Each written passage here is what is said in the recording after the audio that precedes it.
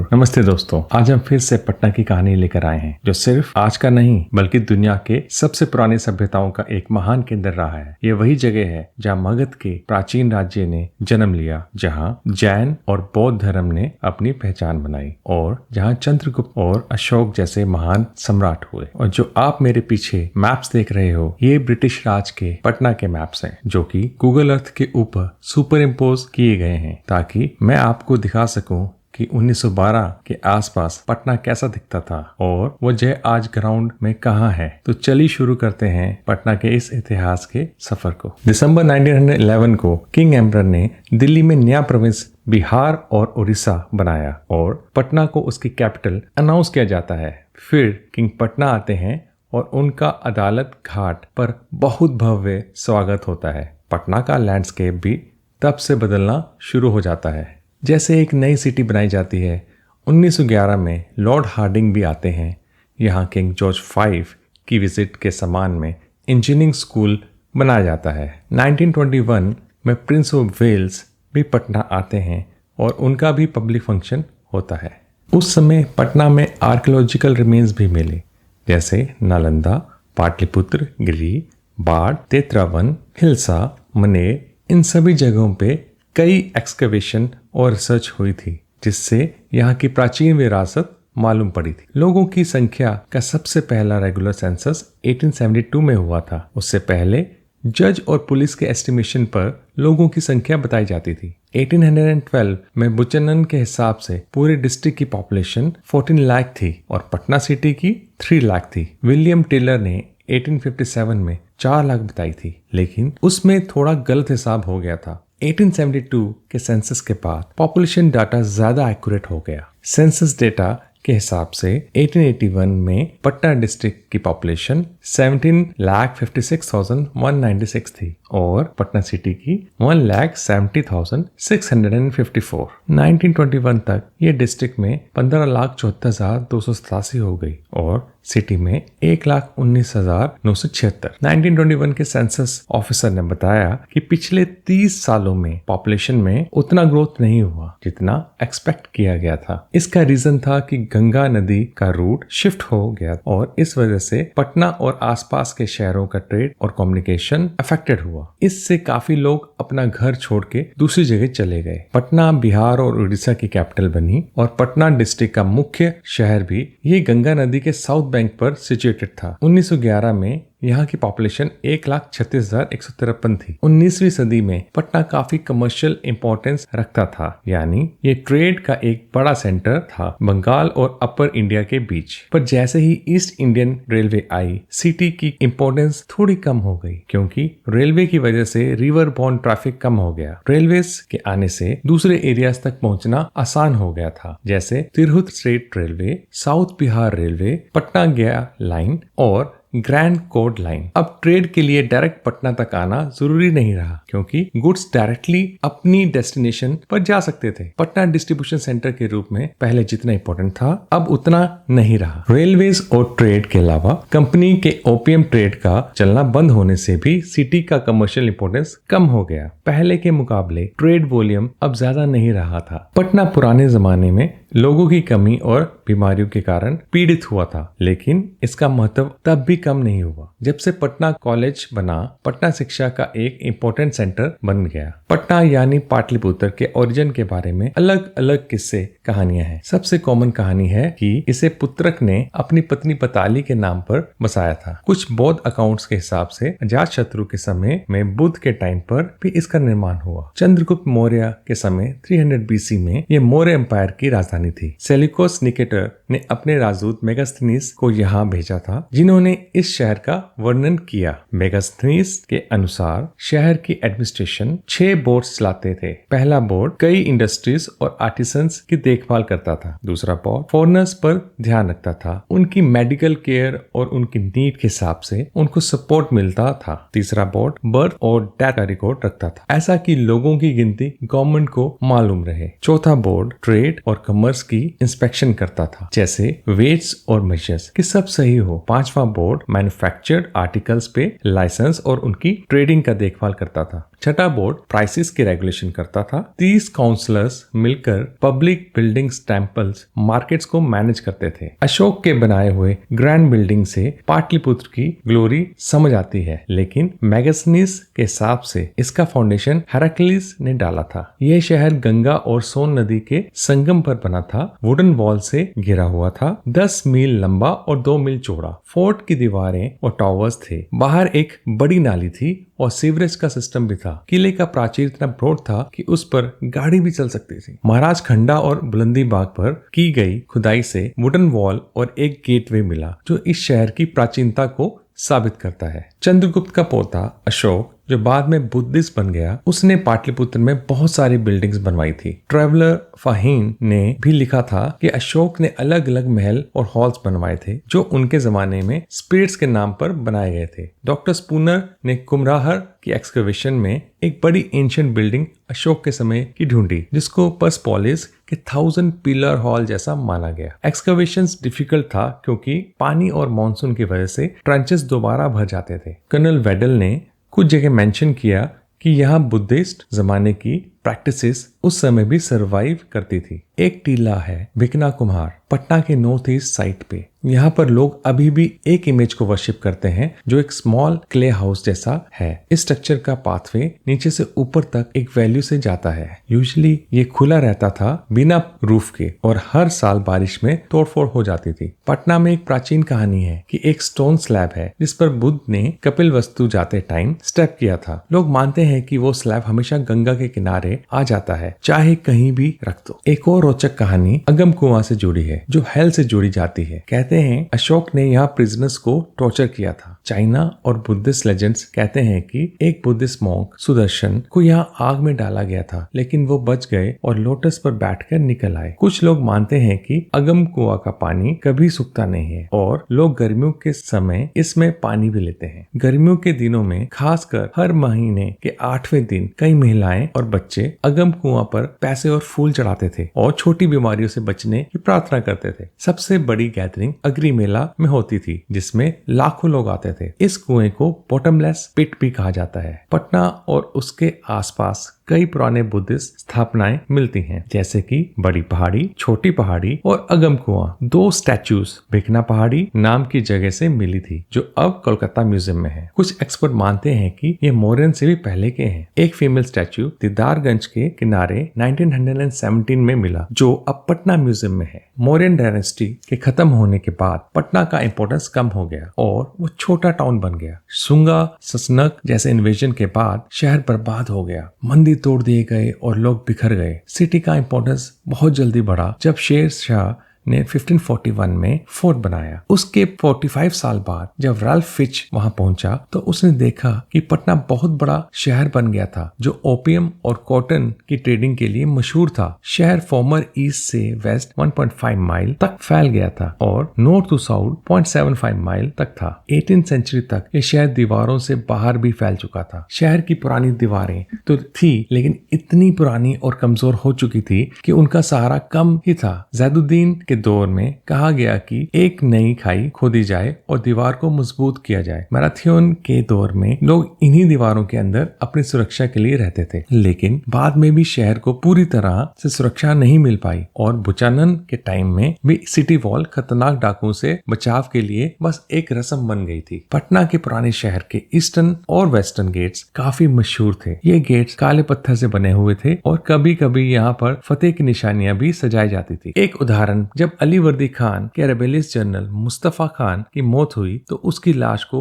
टुकड़ों में काटकर गेट पर लटका दिया गया। इसी तरह 1748 में जैनुद्दीन की भी कत्ल होने के बाद लाश दिखाई गई थी। शहर की दीवार के 4 मीनार थे, एक तो गंगा के पास, एक पटना सिटी रेलवे स्टेशन के पास और तीसरा गुलजार बाग रेलवे स्टेशन के पास था। चौथा बड़ा बैशन 1763 में मजबूत किया गया था इंग्लिश फैक्ट्री के पास, लेकिन इसे 1857 में तोड़ दिया गया। 1741 1941 तक शहर दीवारों से आगे बढ़ चुका था। अमीर लोगों के घर शहर के बाहर गंगा के किनारे मिलते थे। बांकीपुर में ईस्ट इंडिया कंपनी का बाग था। इंग्लिश फैक्ट्री को हटाकर उसकी जगह एक बाजार बन गया जो ब्रिगेड के लोगों की जरूरत पूरी करता था। इससे बांकीपुर और इधर के सबर्ब्स का विकास हुआ। शहर का विस्तार वेस्टर्न साइड पर होता रहा जब तक ब्रिगेड दीनापुर शिफ्ट नहीं हुई। पटना का सबसे खूबसूरत सीन तब दिखता है जब आप गंगा से देखें। शहर का ईस्टर्न हिस्सा दूर से बहुत शानदार दिखता है, लगभग 1 माइल तक। 1912 के आसपास यहाँ ट्रैवलर्स को पटना के रिवर फ्रंट पर पहुंचते हुए डिसअपॉइंटमेंट हो जाता था क्योंकि आसपास की जगह थोड़ी नेग्लेक्टेड और डेलिबरेटेड लगती थी। लेकिन बांकीपुर साइड से सुबह की रोशनी में जो व्यू मिलता था, टेम्पल्स और बंगलोज के बीच से निकलती गैंजेस की झलक, वो बहुत ही खूबसूरत होता था। पटना फोर्ट से काफी बेहतरीन रिवर व्यू मिलता था। यहाँ एक इम्पोर्टेंट लैंडमार्क है, बांकीपुर का बड़ा ग्रेनरी, जिसे गोला कहते हैं। ये 96 फीट हाई बिल्डिंग है, बिहीव की तरह बनी हुई और 12 फीट थिक वॉल्स है। इसको 1786 में जॉन गास्टिन ने बनाया था ताकि फैमिन से प्रोटेक्शन मिल सके। 1783 की फैमिन के समय की यादें जुड़ी हैं इससे। आज भी ये स्ट्रक्चर याद लाता है कि कैसे तब स्केसिटी होती थी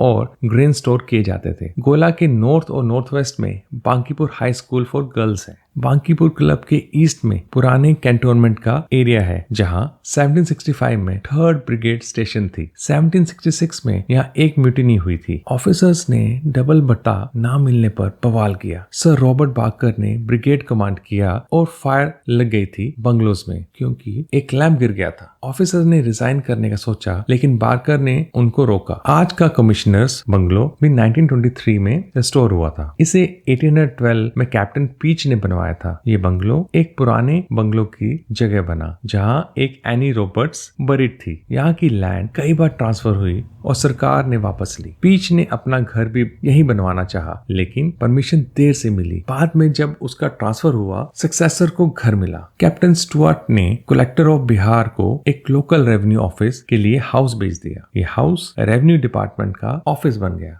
फिर प्राइवेट रेजिडेंस बन गया सर वॉल्टर मोडे के लिए जब बिहार और ओडिशा बोर्ड ऑफ रेवेन्यू बना। इस बिल्डिंग के ईस्ट साइड पर जो कभी सिविल सर्जन का रेजिडेंस था और एक छोटी बंगलो है जो पहले इसी हाउस का एक्सटेंशन थी। ये दोनों काफी पुराने हैं। 19th सेंचुरी के शुरू में यहाँ ओपियम एजेंट्स कैम्पबेल और डिओली रहते थे। सर चार्ल्स डिओली ने ओपियम एजेंट ऑफ बिहार होते हुए बिशप हेबर को 1824 में यहाँ बुलाया था। मिसेस फेंटन लेडी डिओली की गेस्ट रही। फ्लोरा मैरी कैम्पबेल मैकनैब का टॉम भी यही बंगलो के पास है। बंगलो के आगे कलेक्ट्रेट की बिल्डिंग है और रिवर फेसिंग पोर्शन पहले ओल्ड कोर्ट ऑफ अपील था जहां बिशप हेबर ने 1824 में प्रीच किया। ईस्ट साइड पर बांकीपुर क्लब की बिल्डिंग है। एक पुरानी और टूटी रिवर्टमेंट मार्क करती है कंपनी बाग की शुरुआत। ये 18th सेंचुरी का है। कंपनी बाग ईस्ट इंडिया कंपनी ने 1757 से पहले एक्वायर किया था। मेनली एक गार्डन था डिस्ट्रिक्ट जज हाउस के पास। गार्डन का वेस्ट वाला हिस्से में 1778 तक कंपनी की फौज और फैक्ट्री के सर्वेंट्स ने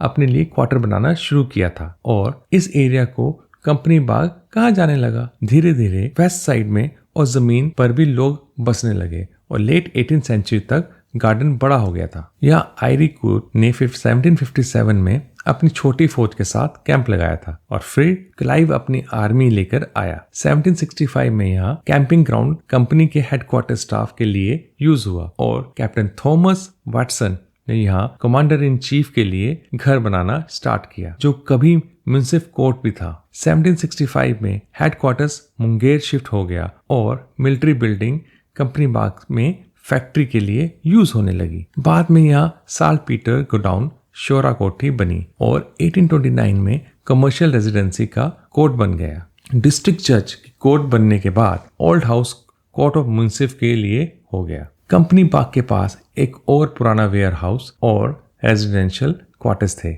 जहां पहले कमर्शियल रेजिडेंट का असिस्टेंट रहता था। अब ये म्युनिसिफ के कोर्ट में कन्वर्ट हो गया था। बैंक के किनारे एक नेग्लेक्टेड और पुराना गार्डन और क्वार्टर्स था जिसे कॉन्वेंट कंपाउंड बनाया गया था। विलियम बिलियर्स को 1765 में यहीं पर बरियल किया गया था। यहाँ लिखा है कि लेफ्टिनेंट विलियम कॉलिंस का कब्र एक इम्पोर्टेंट रिमाइंडर है उनके देशवासियों के लिए, पर अब वह भी टूटा फूटा है। सिर्फ कॉलिंस का हेडस्टोन इंटैक्ट था।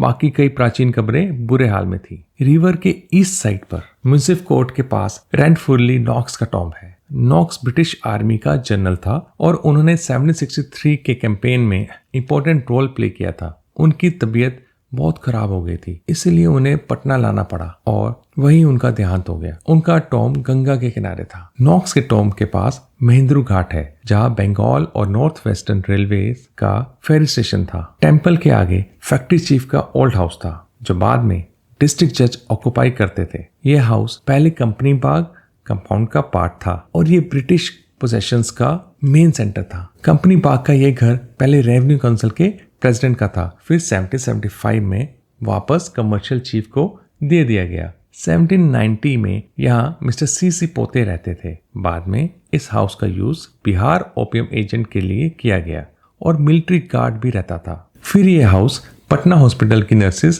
के यूज में हुआ। Muradbagh old house of chiefs के साइड में था।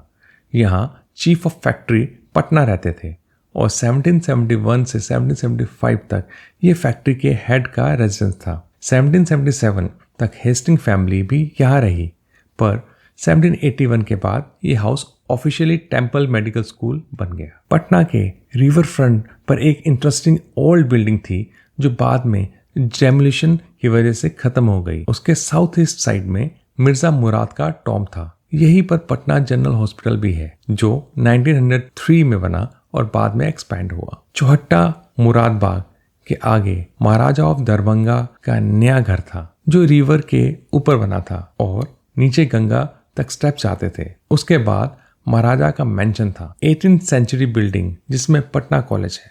इस बिल्डिंग का आर्किटेक्चर काफी अलग और स्पेशल था। नीचे के कॉलम डोरिक स्टाइल के हैं और आर्किटेक्चर काफी ग्रैंड है। ये पटना की एक बड़ी रेजिडेंशियल बिल्डिंग थी। इस घर का स्टाइल पटना की दूसरी ओल्ड बिल्डिंग से ज्यादा एम्बिशियस था। सर चार्ल्स डिओली ने भी इसके बारे में बताया था। ये एक जनरस आदमी ने बनाया था। अब इसके काफी हिस्से मॉडर्न एडेप्टेशंस हो चुके हैं, जैसे कि कॉलेज का कॉमन रूम और फ्रिंसी जो एडम ब्रदर्स ने बनाए थे। कभी रिवर से देखने पर बिहार स्कूल ऑफ इंजीनियरिंग दिखती थी और साथ में पुरानी बिल्डिंग्स। यहीं पर neglected tomb of Mir Afzal भी मिलता है, जिसका हाल अब खराब हो चुका है, पर एक सिंपल मकबरे के रूप में है जिसमें उनकी लाइफ का जिक्र है। उन्होंने यहीं से पब्लिक वर्शिप किया था। यहीं मीर अफजल के समय पर फारुखशियार इंथ्रोन हुआ था।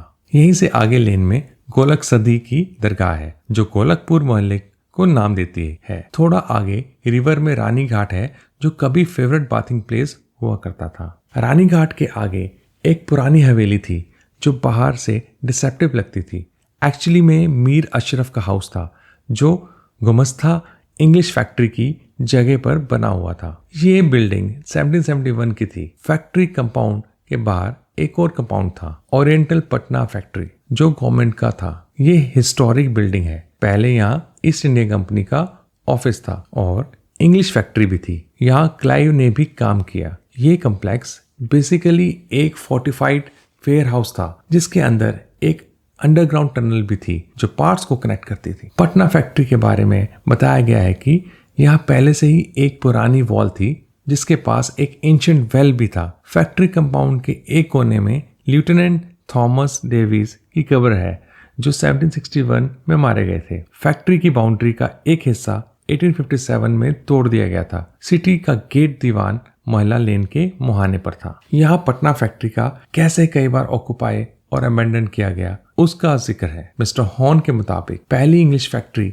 इसी जगह पर 17th सेंचुरी में बनी थी, लेकिन दूसरी और लोकेशन की वजह से कई बार करप्शन और एम्बेजलमेंट हुआ, जैसे सैमुअल ब्राउन 1719, रॉबर्ट आयर 1750, विलियम बिलियर 1765 और सैमुअल मिडल्टन 1766 के समय में। रॉबर्ट आयर के ढाले के बाद 7 साल तक फैक्ट्री बंद रही। 1756-57 के दिनों में कोई परमानेंट स्टाफ नहीं था और 1757 में पॉल रिचर्ड पियकर ने थोड़ी देर संभाला। फिर आयर कुटे ने 26 जुलाई 1957 को फैक्ट्री वापस रिकवर की। 28 अप्रैल 1760 को फैक्ट्री ऑफिसर्स ने रैनफुर्ली नॉक्स के फ्लाइंग कॉलम को देखा, जिन्हें बर्दवान से भेजा गया था। बीरपुर पर रिवर के उस पार उन्होंने बड़ा बैटल लड़के आर्मी ऑफ कदम हुसैन को हरा दिया। नॉक्स जीत के बाद शितब राय के साथ लौट के आए और बहुत खुश हुए। एलिस ने भी फैक्ट्री हाउस पर तोपें रखी हुई थी और माकर की आर्टिलरी का सामना किया। पटना मैसेकर से पहले भी फैक्ट्री चीफ्स को इस साइट से कोई खास लगाव नहीं था। कई बार सोचा गया कि इस फैक्ट्री को फोर्ट या फिर किसी और जगह शिफ्ट किया जाए। 1765 में नई बिल्डिंग का काम शुरू हुआ और 1767 में थॉमस रमबोल्ड ने नई डायरेक्शन में काम मूव किया। गुलजार बाग फैक्ट्री को ग्रैंड मैगजीन बना दिया गया, जो बाद में ओपीएम एजेंट्स के हवाले हो गया। बिहार ओपीएम यहाँ 1910 तक बनता रहा। बाकी बिल्डिंग्स कंपैरेटिवली मॉडर्न थी। एक ओल्ड जेल भी थी जो 1784 में जनरल गास्टिन ने बनाई थी, जिसे दीवानी जेल कहते थे। बुचानन के मुताबिक जेल छोटी थी पर मस्जिद बंदियों के लिए काफी नहीं थी। एक इंसिडेंट में कहा गया है कि 7 मई 1817 को कन्विक्ट्स टनल से भागने की कोशिश करते हुए मारे गए। नदी का flow augmented by the western branch of Gandak, specially Patna city branch of Ganga, Bankipur से काफी तेज था। बोट ट्रैफिक भी बढ़ गया था और कई पुराने रूल्स भी नदी के किनारे मिलते हैं। पटना के रिवर फ्रंट पर पुराने जमाने के रैकेट पोस्टकास्ट दिखते हैं, जो दिखाता है कि गंगा की लहरों ने कितना इरोजन किया था। पहले यहाँ एक के ऊपर एक कई घर और रिवर्टमेंट बने। हर बस्ती पिछले के अवशेष पर रिवर बैंक पर बहुत मजबूत प्रोटेक्शन बनाया जाता था, लेकिन फ्लड के बाद भी ज्यादा कुछ बचता नहीं था। 18वीं सेंचुरी में कई बड़े घर थे, लेकिन अब सिर्फ उनके निशान ही बचे हैं। रिवर फ्रंट पे इब्राहिम अली खान और मीर अशरफ के समय के मैसिव रिवर्टमेंट्स के निशान दिखते हैं। डच फैक्ट्री, जिसे 1752 में दोबारा बनवाया गया था, अब ज्यादा कुछ बचा नहीं। डॉक्टर फुलरटन ने यहीं छुपकर अपनी जान बचाई थी जब पटना का मैसकर हुआ था। डच फैक्ट्री के पास हवेली बेगम थी। यहीं पे ख्याली राम को 1781 में जेल दिया गया था। ख्वाजा कला की कब्र भी यही है। सबसे प्रोमिनेंट मॉडर्न बिल्डिंग थी शाह राधा किशन का हाउस। नीचे महाराज घाट है, जो राजा राम नारायण के नाम पर है, जिन्हें मीर कासिम ने 1763 में मारा था। उनका घर अब खंडर बन चुका है। थोड़ा और आगे चिमनी घाट पर मदरसा मॉस्क है, जो 1039 AH यानी 629 से 1630 AD यानी 1629 से 1630 AD में गवर्नर सैफ खान ने बनवाई थी, जो मुमताज महल की बहन मानिक बानो के हस्बैंड थे। मदरसा मॉस्क अब सिर्फ स्ट्रक्चर है, लेकिन पहले यहाँ एक बड़ी मदरसा भी थी जो अब नहीं रही। ये मॉस्क अपनी ओरिजिनल डिजाइन के बदौलत आज भी खूबसूरत लगती है। मदरसा मॉस्क के आगे फोर्ट है, जो पटना का पुराना सिटाडेल था। गंगा के किनारे पर बना हुआ है। कई सालों तक इसका मिलिट्री इंपॉर्टेंस था, लेकिन 19वीं सेंचुरी के शुरुआत तक मिलिट्री गार्ड हटा दिया गया। 1781 में हेस्टिंग ने यहाँ ऑफिशियल्स को रुकवाया था, एक इमरजेंसी के समय। तब एक शादी के जुलूस की वजह से विलेज जल गया और अंग्रेज गलत फहमी में फोर्ट में छुप गए कि चैत सिंह की सेना आ रही है। 1765 में सोचा गया कि डच फैक्ट्री को गुलजार बाग से यहाँ शिफ्ट किया जाए। कैप्टन वैटसन ने फोर्ट के पास एक नया घर बनवाया। दूसरी बिल्डिंग से प्लान कैंसिल हो गए जब फैक्ट्री बांकीपुर शिफ्ट हो गई 1767 में। फिर भी नया एरिया मिलिट्री और कमर्शियल डिपार्टमेंट्स में स्प्लिट हुआ। पटना के सिटी में एक लेन है जहाँ नेपाली कोठी और 2 महादेव के मंदिर थे। इसके थोड़ा आगे रिवर बैंक पर एक बड़ा सिटी माउंट है जहाँ पीर मारूफ की टॉम्ब है। यही सिटी का मेन एरिया था। इसी कॉर्नर पर 1763 में ब्रिटिशों ने ब्रीच किया था और सिटाडेल पर कब्जा किया था। यही एक जगह डैनिश फैक्ट्री थी जो जॉर्गन हेनरिच बर्नर ने 1775 में बनाई थी। बर्नर की डेथ 1790 में हो गई और फिर यहाँ पटना घाट रेलवे स्टेशन का स्टेशन मास्टर रहता था। थोड़ा आगे नदी के किनारे पीर दमरिया की टॉम्ब है और एक बड़ी मस्जिद भी है जो अल्टम घा ग्रांट्स पर बनी थी। नज़दीक कदम रसूल मॉस्क है जो 17वीं सेंचुरी के शुरुआत में हज़रत सैयद शाह मोहम्मद नूर नक्शे ने बनाई थी। पटना सिटी को एक लंबी रोड समझा जाता था, लेकिन ये पूरा सच नहीं था। कंपनी बाग एक बड़ा गार्डन था, फिर सिर्फ नाम का रह गया क्योंकि उसे गार्डन जैसा मेंटेन नहीं किया गया। बाग के पास एक ओल्ड बंगलो था जो बताता है कि बिल्डिंग की लाइन पहले से जुड़ी हुई थी, लेकिन 19वीं सेंचुरी में टूट गई। सेंट जोसेफ चर्च 1850 में बनी। कॉन्वेंट ऑर्फनेजेस और साउथ कॉर्नर में एक छोटा ग्रेवयार्ड कंपनी बाग का भी इसी एरिया में है। रोड के दूसरी साइड पर यूरोपियन सिमेट्री है जो कि 19th सेंचुरी के मध्य में बनी थी। यहाँ Henry Douglas, the then magistrate of Patna for 20 years from 1792 who died in 1839, doctor Lyall Christopher Keating जैसे लोगों की मज़ार है। यहाँ एक मॉस्क भी है। ऊपर मुराबाग के पास पटना ओरिएंटल लाइब्रेरी थी जो 1890 में खुदा बख्श खान ने बनाई। उसका टॉम भी लाइब्रेरी कैंपस में है। ये अब खुदा बख्श ओरिएंटल लाइब्रेरी के नाम से जानी जाती है। यहाँ बड़ी एंशिएंट्स और मॉडर्न किताबें मौजूद हैं। पटना कॉलेज और न्यू कॉलेज के रोड से आगे चलें तो पीर बहोर शाह की टॉम मिलती थी, एक इमली के पेड़ के नीचे। फिर थोड़ा आगे स्टोन मॉस्क, पत्थर की मस्जिद आती है जो 1626 AD में जहांगीर के बेटे प्रिंस परवेज शाह ने बनवाई थी। इंस्क्रिप्शन कहता है कि मॉस्क में फोर्ट का पत्थर और लकड़ी लगी थी। पटना के पुराने समय के कई इंपॉर्टेंट मॉन्यूमेंट्स थे। जहांगीर के समय का मिर्ज़ा मौसम का मस्जिद पश्चिम दरवाज़ा से सिटी में प्रवेश होता था। विलायत अली खान के हाउस के पास एक चैरिटेबल डिस्पेंसरी थी और उसके आगे पटना सिमेट्री थी जो पहले हाजी अहमद के घर का स्थान था। यहाँ 1763 में पटना मैसेकर हुआ था। बाद में उस घर को यूरोपियन सिमेट्री बना दिया गया। वहाँ 1880 में एक मेमोरियल ऑबलिस्क बना था। सिमेट्री से थोड़ा आगे पादरी की हवेली थी जो एक कैथोलिक चर्च थी। इसे पहली बार 1713 में बनाया गया था। 1763 में डिस्ट्रक्शन हुआ था और 1772 में आर्किटेक्ट टिरेटो ने डिज़ाइन किया था। चर्च की बड़ी घंटी 1782 में बहादुर शाह ने डोनेट की थी। चर्च के पास ही 1499 AD में बनी अलाउद्दीन शाह मॉस्क भी है। सिटी के साउथ में एक अलग लैंडमार्क है, सिख टेम्पल हरमंदर लेन, जहाँ गुरु गोविंद सिंह जी का जन्म हुआ था और यहाँ सिख गुरु के सेक्रेट आइटम्स को प्रिजर्व भी किया हुआ है। पटना में शेर शाह की मस्जिद भी है जो 1540-1545 के बीच बनी थी। ये मस्जिद ब्रिक से बनी है। इसका बड़ा डोम और छोटे छोटे डोम्स कॉर्नर्स पर हैं। यहाँ बहुत सारे टॉम्स भी हैं जिसमें अशरफ अली खान का टॉम भी शामिल है जो कि एम्परर मोहम्मद शाह के सौतेले ब्रदर थे। सिटी से एक रोड निकलती है जो पूर्व दरवाजे से क्रॉस करके ईस्ट में गार्डन, मिलिट्री कैंप और कैंजिस रिवर के पास से निकलती थी। ये रोड फतुहा तक जाती है। वहाँ से राजमहल, मोकामा, मुंगेर और भागलपुर की तरफ बढ़ती थी। पटना के वेस्ट एरिया को बांकीपुर कहते हैं जो पहले मुहर्रमपुर और मुरादपुर के नाम से जाना जाता था। जब न्यू कैपिटल एरिया बना तो इसका नाम बांकीपुर रखा गया। यहाँ का मेन अट्रैक्शन था मैदान और military camping ground Jafar Khan's park. यहाँ से वेस्ट में रेलवे लाइंस है और पटना जंक्शन को कनेक्ट करती है। Digha line north west direction में जाती थी।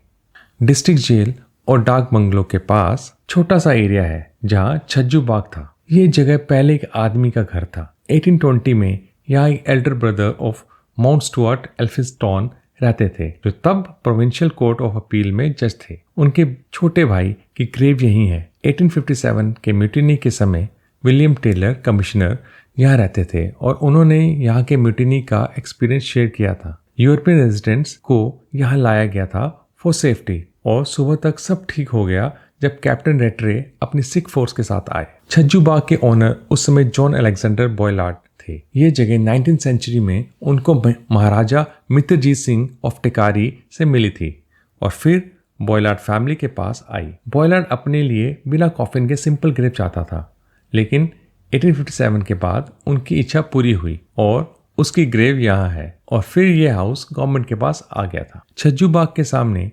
इंपीरियल बैंक था, आज का SBI, और कॉर्नर पर नवाब जहांगीर कुली खान की कब्र थी। जॉन बारदियो एलियट, एक प्रोमिनेंट जज, ने यहाँ 2 स्टोरीज हाउस बनवाया था, लेकिन म्यूटिनी के समय रिटायरमेंट के बाद उनका डाउनफॉल हो गया। 1864 में ये प्रॉपर्टी बैंक ऑफ बंगाल ने खरीद ली थी। यहाँ से रोड पटना गया पर जाती थी। गया रोड अब भी फेमस थी, लेकिन ओरिजिनल रोड रेलवे लाइन की वजह से डिस्ट्रॉय हो गया था। नॉर्थ ईस्ट कॉर्नर में कलेक्टर्स हाउस है जहाँ काफ़ी सालों तक गवर्नमेंट ऑफिशियल्स रहे हैं। हाफ माइल आगे श्रीमती राधिका इंस्टीट्यूट था, जिसका हॉल बाद में सच्चिदानंदा सिन्हा हॉल बन गया था और फिर वहाँ लाइब्रेरी भी रही है।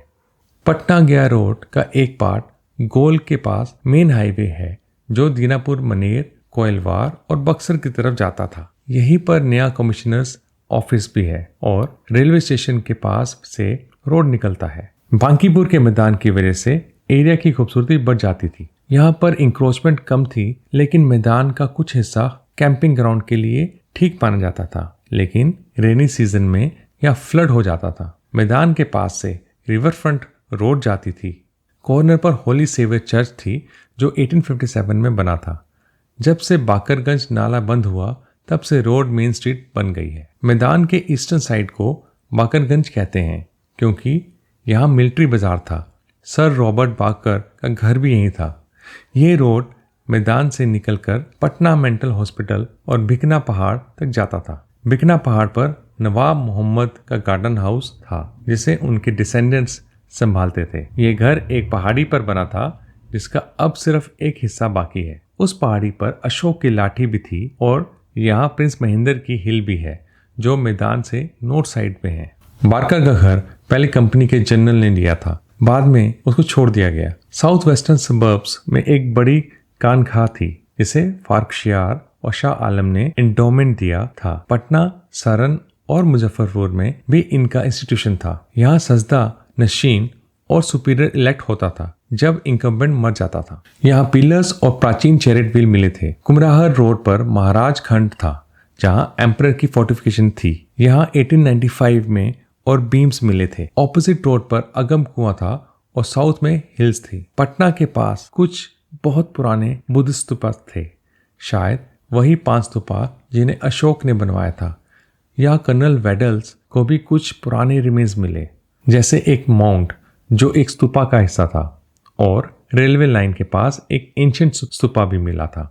ये सब पटना की एंशिएंट बुद्धिस्ट हिस्ट्री को दिखाता है। पटना सिटी रेलवे स्टेशन के साउथ में बेगमपुर है। यहाँ नवाब हैबत जंग का मकबरा है जिसे 1748 में उनके दोस्तों ने यहाँ दफनाया था जब उनकी हत्या हो गई थी। यहाँ एक छोटा सा श्राइन बना हुआ है जिसे शिया कम्युनिटी बहुत रेफरेंस देती है, स्पेशली मुहर्रम के दौरान।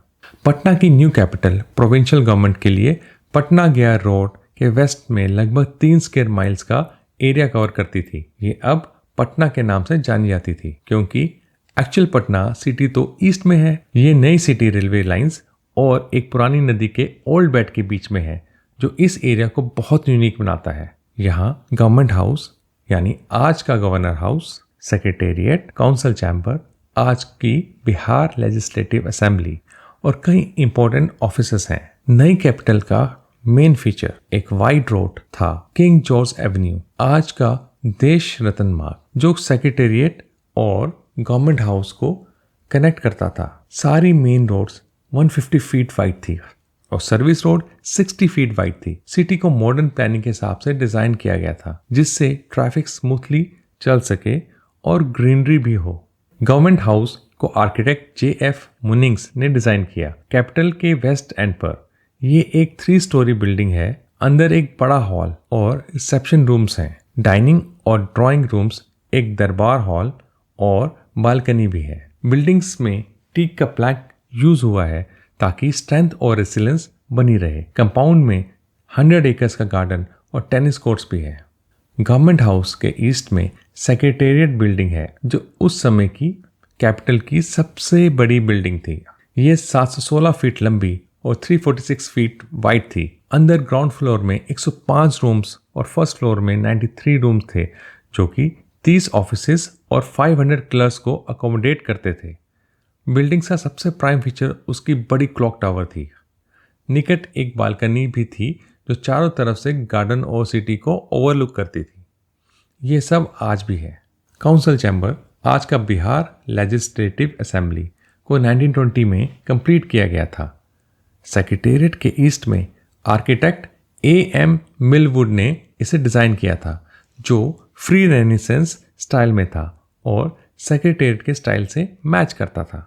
ये बिल्डिंग ब्रिक और प्लास्टर से बनी है। काउंसिल चैम्बर बहुत हाई था और इसमें प्रेस के लोग और गेस्ट आते थे।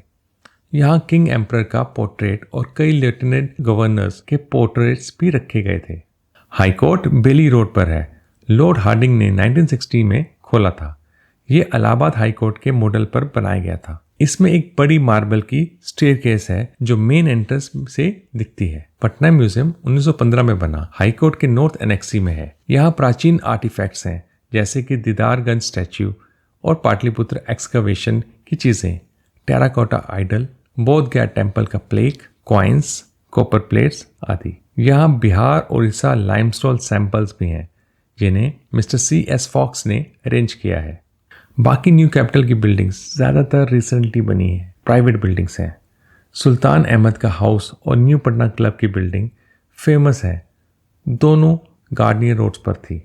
आपका शुक्रिया कि आपने हमारे साथ ये ऐतिहासिक यात्रा तय की। पटना न सिर्फ बिहार का एक हीरा है बल्कि भारत का अमोल विरासत का हिस्सा है। मिलते हैं अगले सफर में, तब तक खुद को सुरक्षित रखें। नमस्ते और फिर मिलेंगे।